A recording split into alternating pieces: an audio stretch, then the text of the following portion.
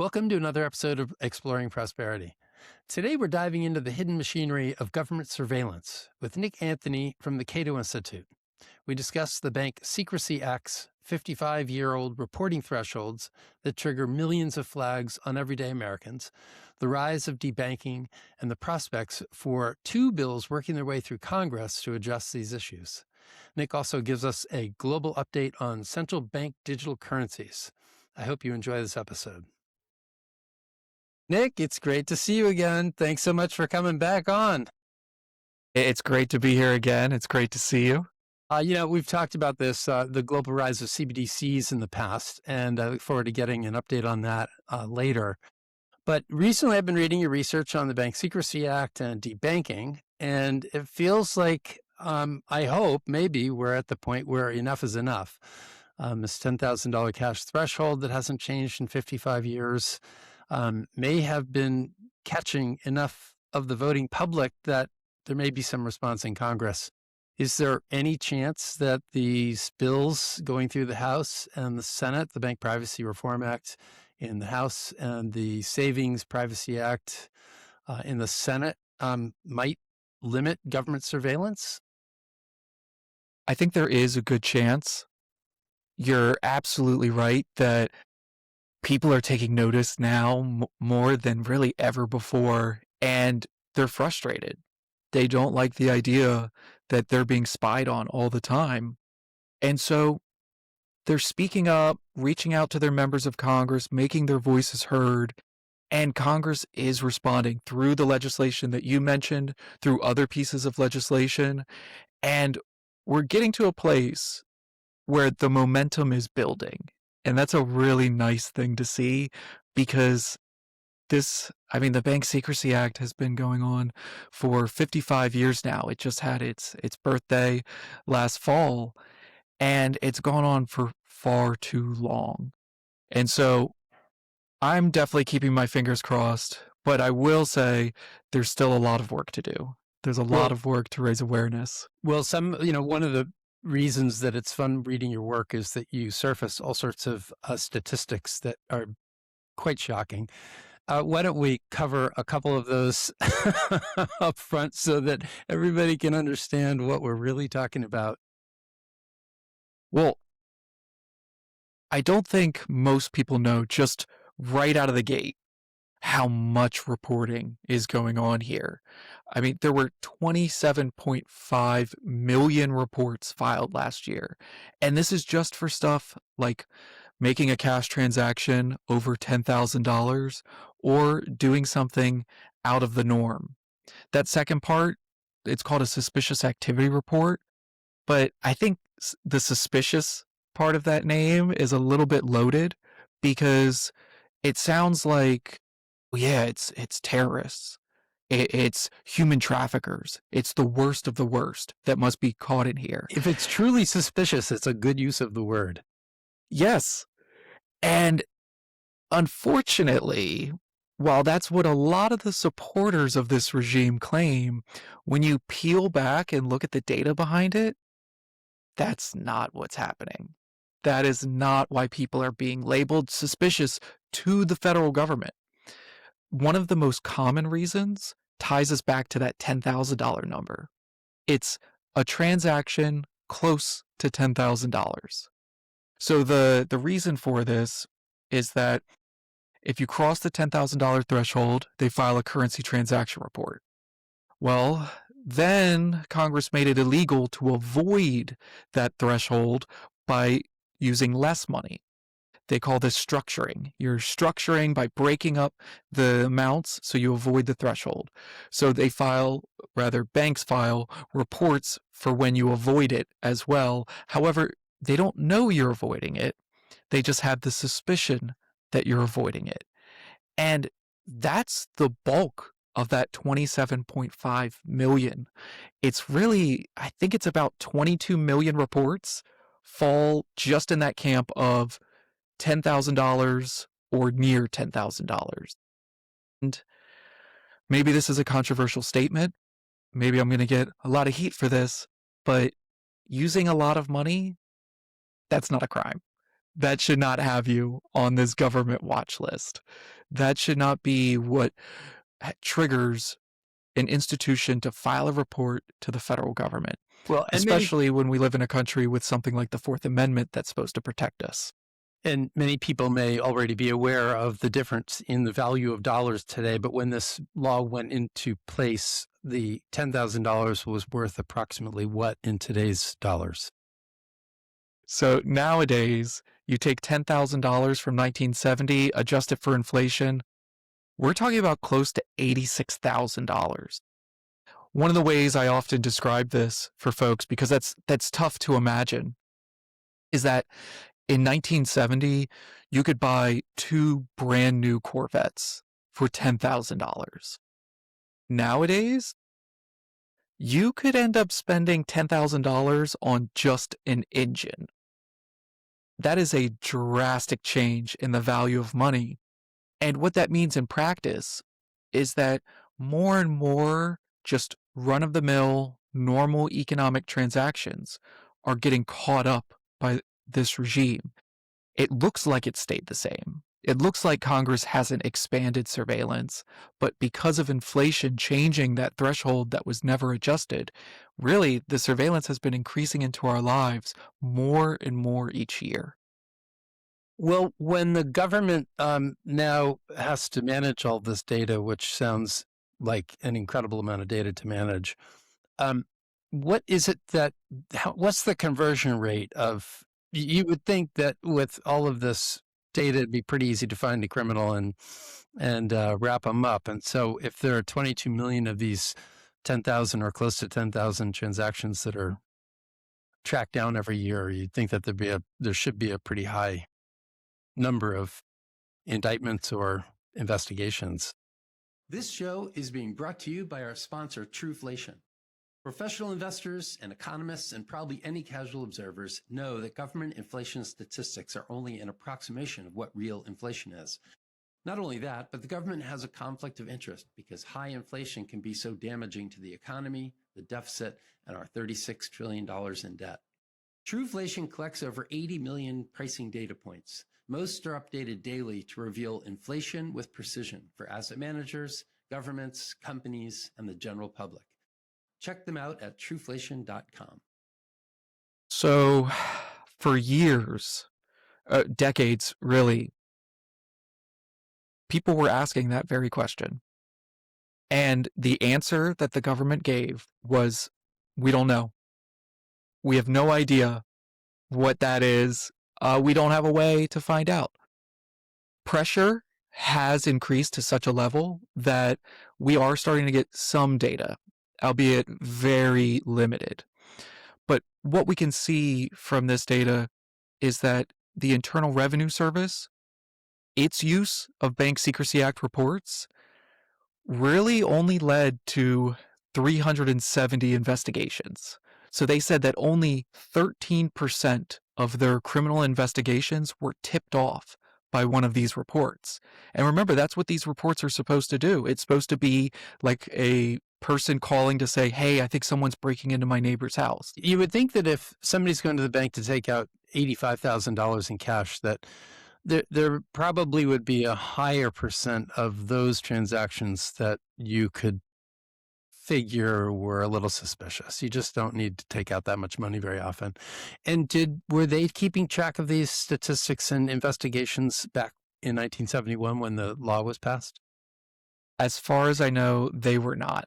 There really wasn't any significant tracking. There's a few reports that have come out over the decades, but I always go through this cycle of when I uncover a new report from the government that was buried in history, I get really excited because I think, oh, this is going to be the thing. This is what I missed, and this is going to prove all of my concerns are wrong. They got everything sorted out. They crossed their T's and dotted their I's. And then what ends up happening is I open it, and it's really just a bunch of statements without any real evidence. Maybe there'll be anecdotes of, we caught this criminal, and this criminal is, in fact, an awful person doing awful things. But the problem is, you can't justify violating the privacy of effectively every American for just one individual crime. There has to be a balance when we think about how law enforcement is able to investigate and how citizens are able to preserve their civil liberties. So we're addressing the benefits of this, where maybe you'll in this data you'll be able to identify a person who should be investigated that will lead to uncovering a criminal.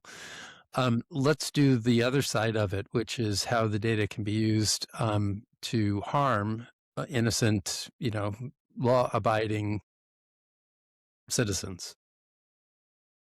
We're proud to be sponsored by Foundation. They've created Passport, one of the top-rated Bitcoin hardware wallets, proudly made in the USA. It's fully open source and air-gapped, meaning your Bitcoin stays completely offline and secure. The shocking Bybit exchange hack shows why holding some Bitcoin offline diversifies risk. Now they're launching Passport Prime, your all-in-one solution for not only Bitcoin, but all passwords and 2FA security. Head to foundation.xyz to secure your digital future. Well, we've seen this really at a concerning pace in recent years because people may not realize it, but anytime they see headlines of debanking, see President Trump talking about debanking, or just see a new survey on it, what's looming behind that is often the Bank Secrecy Act. Many people lose access to their savings accounts, their deposit accounts, because of the controls the Bank Secrecy Act puts in place. And this works from two different directions.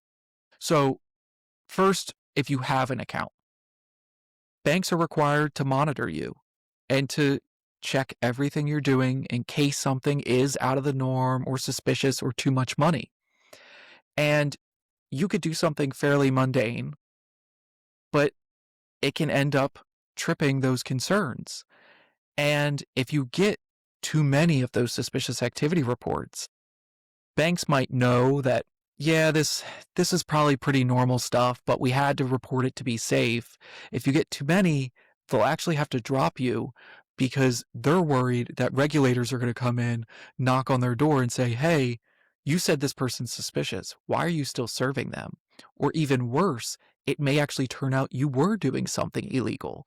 And in that case, because they didn't drop you and because they're effectively facilitating crime then under the law, they can also be held liable, facing hundreds of millions of dollars of fines. Now, from the other direction, it's not just people who have accounts that this affects. It also makes it harder to get an account in the first place.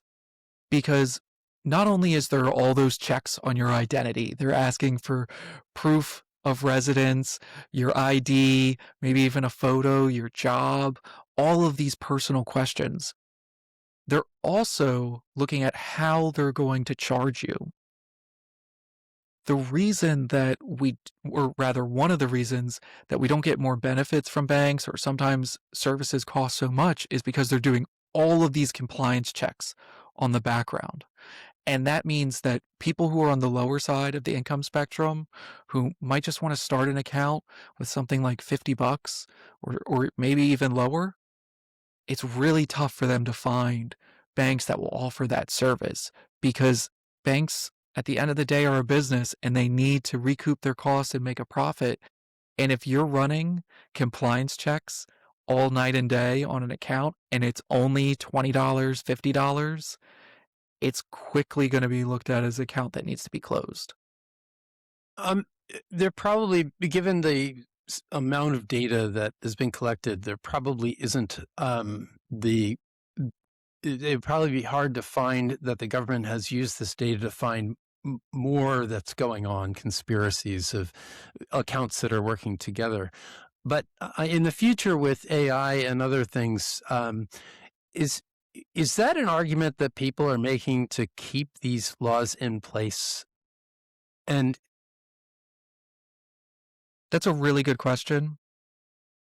It's not quite the argument that's being made, in that I think the way you phrased it is a better argument than what I've heard. I have heard to a degree people have said that AI will improve the process mostly from the bank's side of the equation.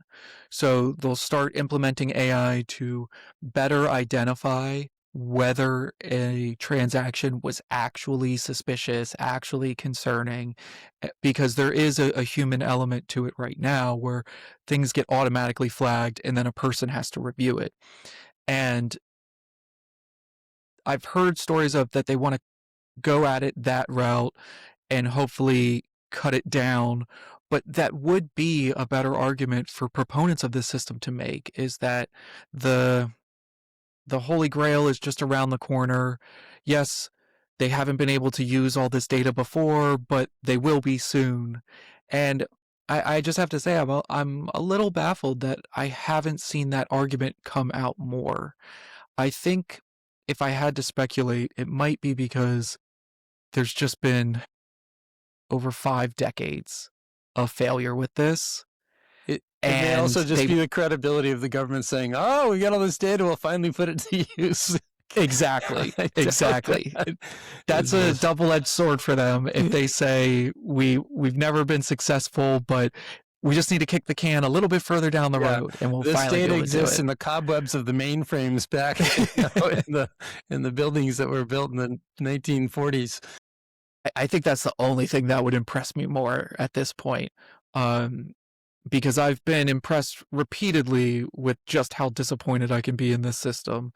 But if someone revealed that all these reports are not stored digitally and just printed out and kept in a warehouse, that would be something. Although maybe that would give them some credibility to the notice or to the notion that they don't know what happens with these reports. Maybe that would be reasonable then. It's probably more likely that it becomes a point of failure that can be hacked and attacked by rogue computer wizards. Mm-hmm. It strikes me that we hear you've written about some conflicts that are people coming out, and it's pretty obvious that everybody is worried about the investigations or collecting the surveillance and collecting information on people that they like and trust, and they're that's okay not to do. If I said that right, did I say that right? Yes. What I meant to say was everybody in Congress is happy to investigate people who are worthy of investigation, but they are outraged when that power is turned against the people that they trust in any regard. And so there's this inherent conflict. And how is it all playing out? What's the reading the room in these congressional hearings? What's the percent of people that seem to be much more worried about privacy than surveillance? That is a really good question. So I think people are much more worried from the lens of surveillance. And that's that goes in both directions. So people are much more worried of the idea of surveillance than the idea of preserving their privacy.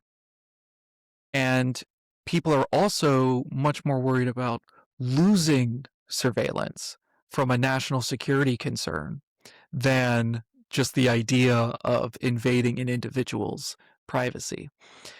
And it's really tough because they go hand in hand, but making that distinction is really important to understand where people's motivations are coming from. For example, one member of Congress recently made a statement that all of this information is, quote, highly useful for combating terrorism, drug smuggling, and other crimes.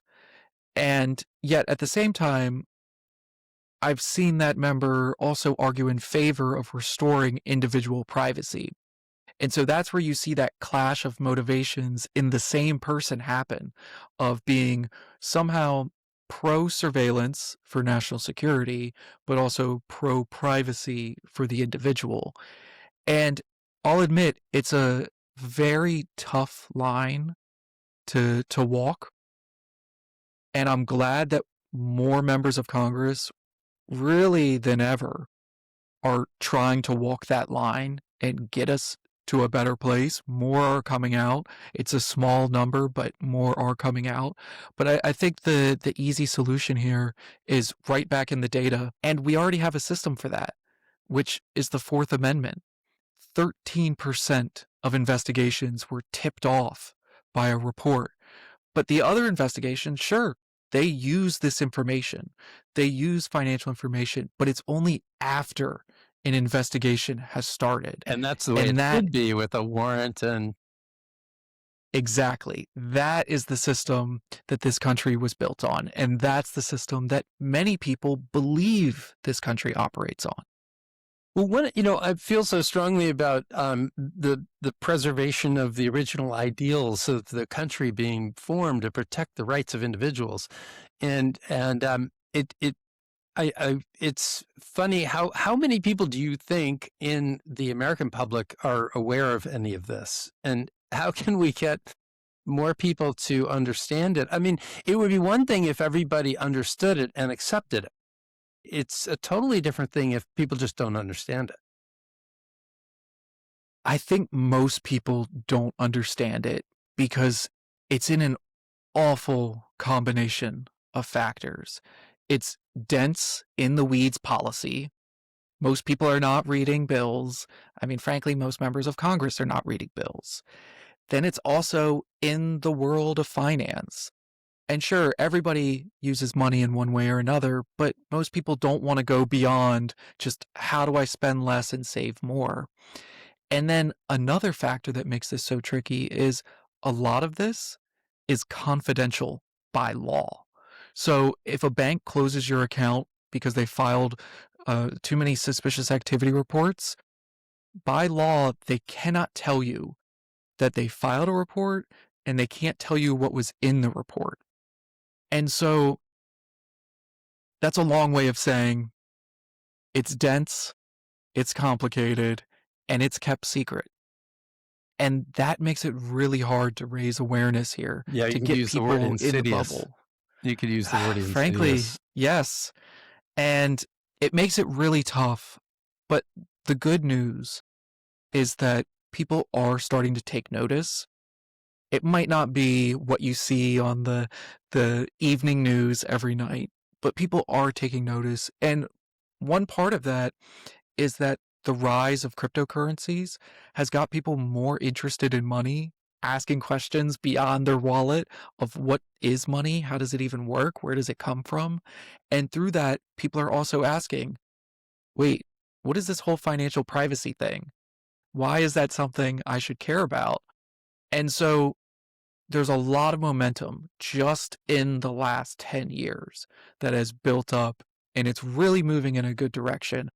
Frankly, I'll admit I'm something of a pessimist, but it's something I am optimistic about.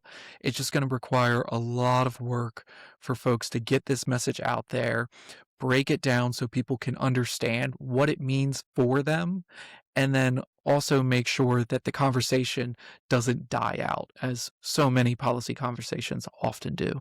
Are there statistics on debanking?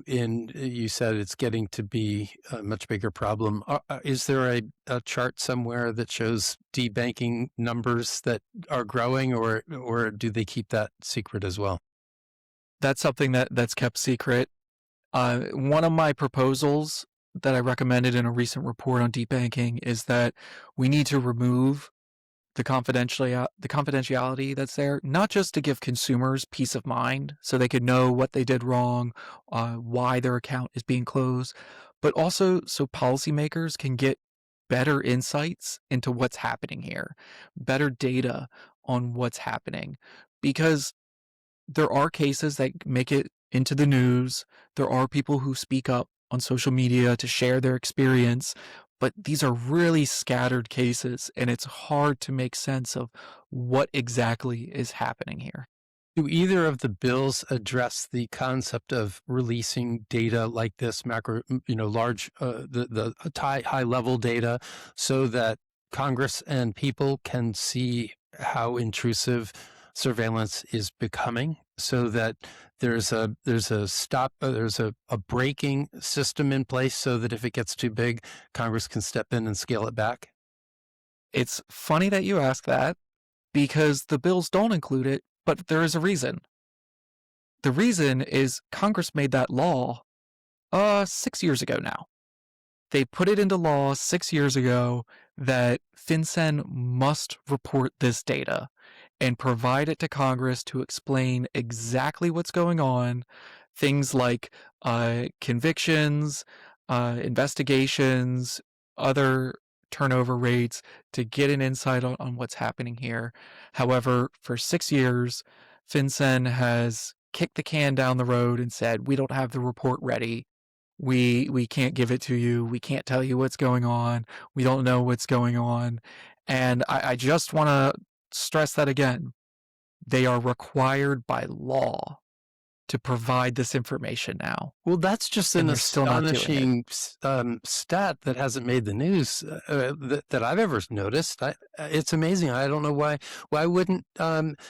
Generally speaking, one party or the other is usually outraged when a part of the administration isn't reporting as required by law. Is there a reason that you know that or suspect that it isn't the headline of an article in some newspaper frequently? I think it really boils down to being a niche issue that is dense in the policy weeds. So it just hasn't been picked up. I've tried to do my part and write about it and publicize it to get it out there. And I'll give some credit to members of Congress who have called out FinCEN at hearings when the director comes in to testify and said, what is going on here? Where is this report? However, I don't want to give too much credit because I haven't seen them really do anything beyond that. It'll be a slap on the wrist, but it kind of ends there. And it's just so difficult for me to fathom because if I didn't file all the information on my taxes, I know I'm going to get a knock on the door. And we see how that happens to people all over the country for making innocent mistakes. Well, I guess here we have them knowingly doing it. Maybe part of the contribution is that it's Democratic administrations and Republican administrations, and so therefore it's not such a, I don't know, not a good example. You talked about it being in the policy weeds. It's also in the privacy weeds. Yep. So that should be alarming some of the some people in Congress.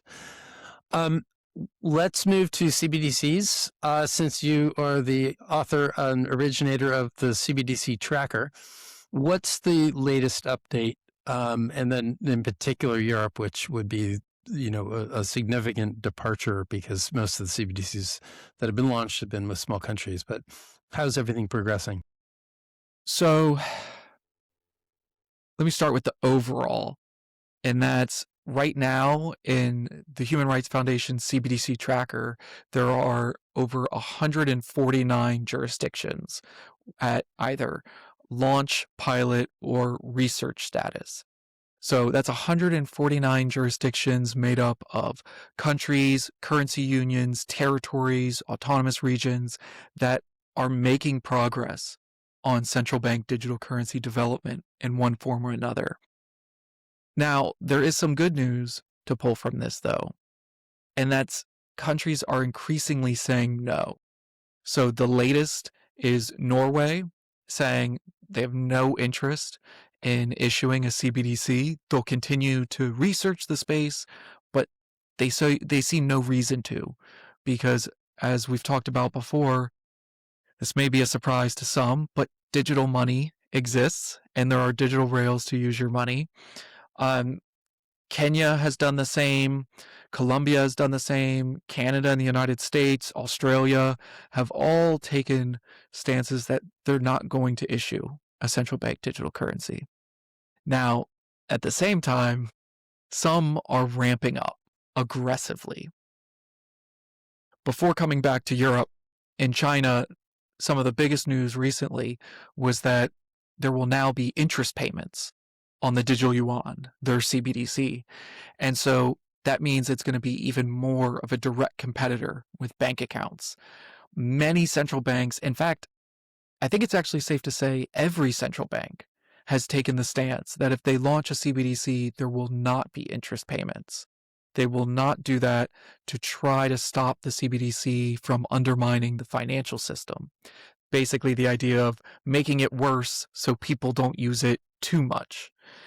And China has been struggling with adoption for years now, so they finally gave up on that.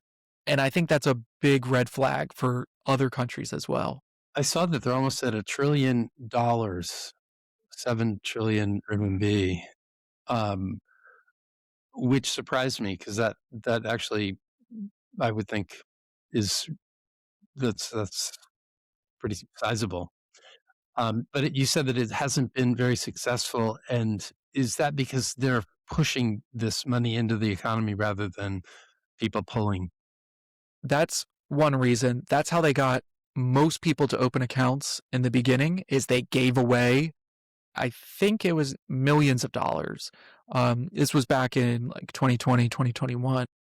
But another reason for that that high number is because the central bank is working with other central banks to try to create a cross-border system.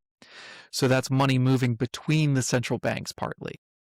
When it comes to people actually on the ground, though, using it, it's just not available. No, and Merchants don't want to have another terminal, and people just don't want to have another account. yeah, and if we just, as we have discussed, the function from central bank to central bank, or even from central banks to banks, is there's no purpose for a CBDC. It's just a weird name for it because they're already electronically transferring that cash, and Yeah. there's nothing that matters beyond that. Now, sadly, although every CBDC that has been launched is struggling, it can be in China, Nigeria, the Bahamas, Jamaica. It's across authoritarian regimes and democratic regimes. It's struggling. Unfortunately, the European Central Bank has really put all of its eggs in this basket, and they are pushing forward incredibly aggressively.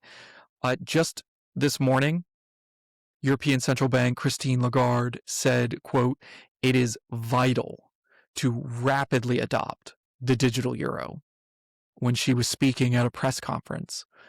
And just about every couple weeks, the European Central Bank is putting out new statements that they need to get the green light from Parliament. They need to move forward. They need to launch the digital euro, and they're going to try to do so by 2027-ish. Right now, the window is probably going to be 2027 to 2029 if they're able to get approval. And they're not even hiding how much they already want to control the public. They've tried to market it through terms like freedom money and the like. But what's buried in the proposals that they have is anything but that. For example, they've said openly and repeatedly that businesses are going to be forced to use the digital euro out of the gate. Not only that, but they're going to force payment providers to adopt the digital euro and integrate it into their apps. So if you have a bank account with a European bank, you're going to open it up one day and see that there's a digital euro section of the app. And so they're forcing providers to build the infrastructure. They're forcing businesses to use it. Frankly, to me, it's only a matter of time before it gets worse, despite them promising the opposite. I love the comment that to connect credit card companies to the digital euro, that they would allow for fair compensation. Yes. It might start out unfair anyway, and then get worse. Yes, it's Yes. the We level of don't like the politics being arrangement, we're played going to here. change the arrangement. Yes, and I really wouldn't be surprised if we see exactly that, because that's been the history of the European Central Bank and European regulations on financial services. It's just been one hit after another, and that's why European businesses struggle to operate in this space. It really should be no surprise that American businesses are having more success because they've been given the freedom. I would like to see more freedom, but they've been given the freedom to actually run a business. Well, especially because the stated main objective, the one that they talk about probably first, whenever I see it, is this retaining sovereignty over our payments networks. We don't want to be dominated by foreign companies. And so we'll give you fair compensation until we can do it ourselves, and then we might not, would be how I would read that. And it makes me laugh because officials in the European Union really like to stress that they operate in a democracy.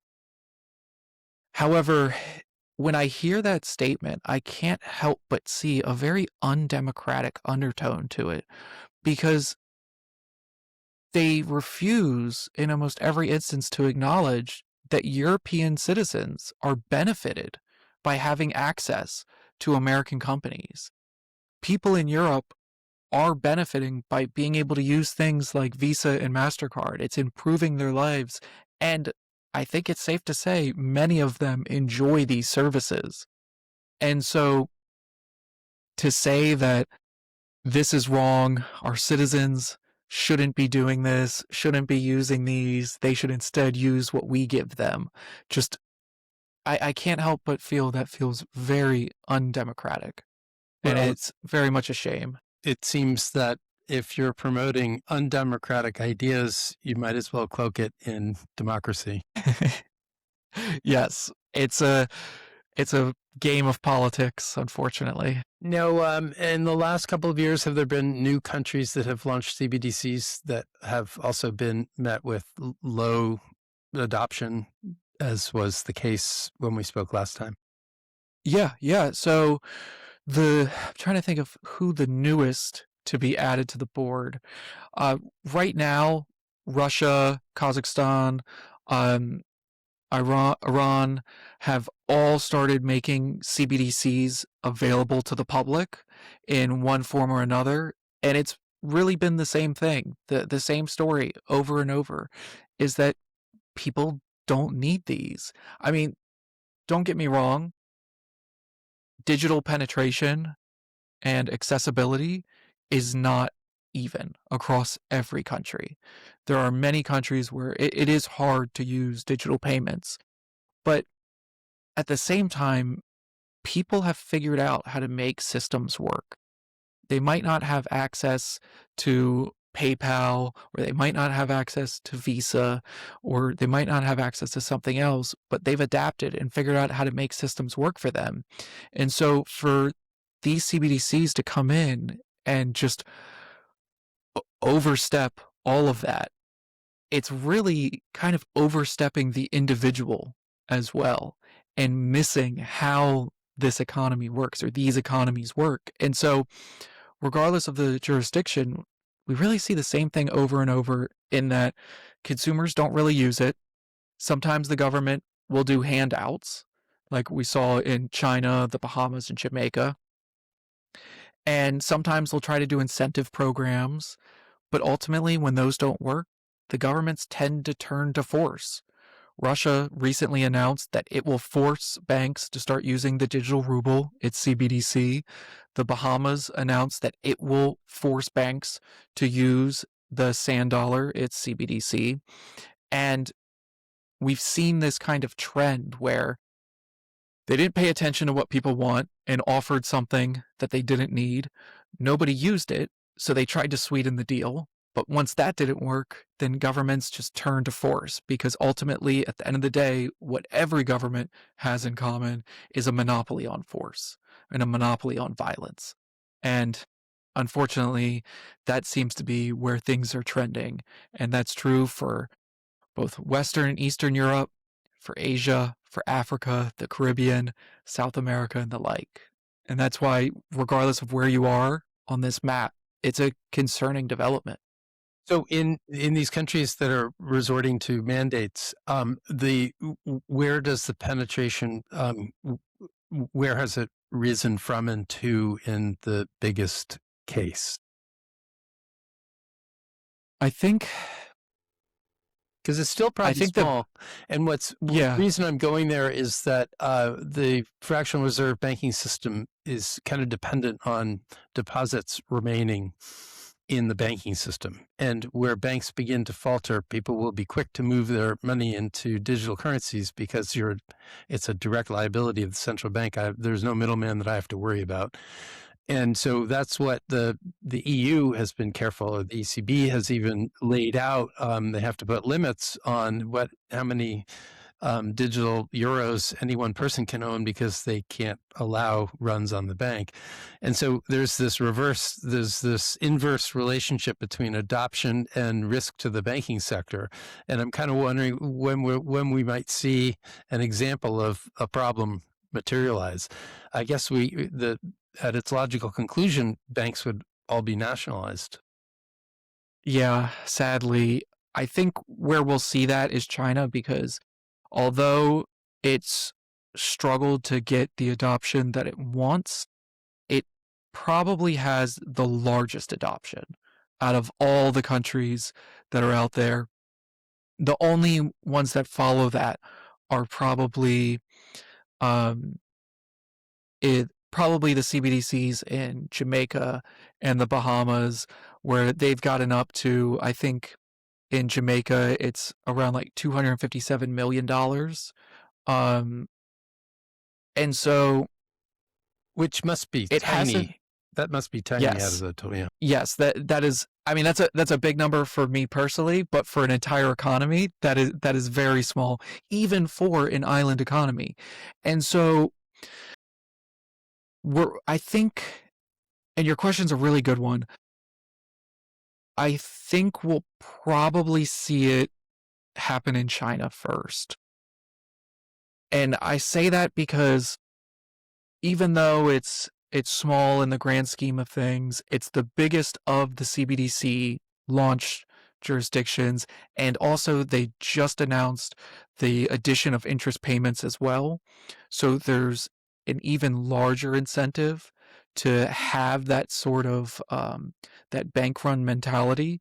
I'm not even going to get the interest payments I would get otherwise. So let me leave this bank that I'm concerned about. And there, unfortunately, is also the highest chance of additional government intervention. It's the status quo is much worse than here, but it can also go a lot further. Well, I also suspect that politically, it's the easiest place to implement it, because I think probably most Chinese people already believe that the government is controlling most of their money, and the banking system is already under the control of the government to a far greater extent than in most other countries, I would imagine. I heard somebody comment on that a while back, who was a supporter of the regime in China. And the way he described it was that no one in China cares about privacy because they know they're being surveilled and they know to self-censor themselves. And so they don't care about privacy. No one values it. And nor is there a difference when they ratchet it up a little bit. I mean, there would really be very little difference, I would imagine, because most of their payments are electronic anyway. And if the government really wants to follow or influence that, everybody assumes that they would be able to, I would think. And sadly, when I heard that, I couldn't disagree more, though, because the fact that people are knowingly self-censoring shows that they do value privacy. However, at the same time, I take the point, and I think you're exactly right that the pushback is not going to be there for if this gets ramped up for that reason is people have become so desensitized to it. It's a frog that has been boiling for a very long time, and it's very much heartbreaking to see from an outsider's perspective of just how many principles and values can be trampled on, and also how many outright crimes that a regime can get away with when they're able to build that slow boil culture. Yeah, and particularly coming from the United States, where the founding of our country was a fundamentally different philosophy. Well, Nick, this has been a great update. I'm really, really pleased that we had this time together. I really appreciate your coming on. Likewise, I'm sorry to end it on such a low note, but I always enjoy getting to chat with you. It's always great to be here. So thank you for having me on, and thank you for letting Keep me up the good get work. to spread the news. We gotta expose all of this stuff in the U.S. government so that more people can Yes. call their congressman and say, "Leave me alone. Don't surveil my finances." Yes, and for anyone listening, I'll even just add, it can even just be as simple as tell a friend to tell a friend about what's going on here. Just mentioning this stuff is a huge step forward to getting this out of the dark and into the public eye, making sure there's some actual scrutiny and people can start being held accountable. Where can people go find your work? People can find my work on cato.org or on X. Find me at econwithnick. Those are probably the two best stops. But if you also want to subscribe to my Substack, it's Banking, Bureaucracy, and Beyond. Awesome. Well, thank you very much, Nick. Thank you so much. I believe the next generation can live better than any before it, but only if we stay curious, keep learning, and refuse to accept decline as inevitable. If that message resonates with you, please hit subscribe and share this video with someone who's curious as well. And if you'd like to go deeper, you'll find essays and research on my Substack. The link is below. Until next time, keep exploring. I believe the next generation can live better than any before it, but only if we stay curious, keep learning, and refuse to accept decline as inevitable. If that message resonates with you, please hit subscribe and share this video with someone who's curious as well. And if you'd like to go deeper, you'll find essays and research on my Substack. The link is below. Until next time, keep exploring. We're proud to be sponsored by Foundation. They've created Passport, one of the top-rated Bitcoin hardware wallets, proudly made in the USA. It's fully open source and air-gapped, meaning your Bitcoin stays completely offline and secure. The shocking Bybit exchange hack shows why holding some Bitcoin offline diversifies risk. Now they're launching Passport Prime, your all-in-one solution for not only Bitcoin, but all passwords and 2FA security. Head to foundation.xyz to secure your digital future. This show is being brought to you by our sponsor, Trueflation. Professional investors and economists and probably any casual observers know that government inflation statistics are only an approximation of what real inflation is. Not only that, but the government has a conflict of interest because high inflation can be so damaging to the economy, the deficit, and our $36 trillion in debt. Trueflation collects over 80 million pricing data points. Most are updated daily to reveal inflation with precision for asset managers, governments, companies, and the general public. Check them out at trueflation.com.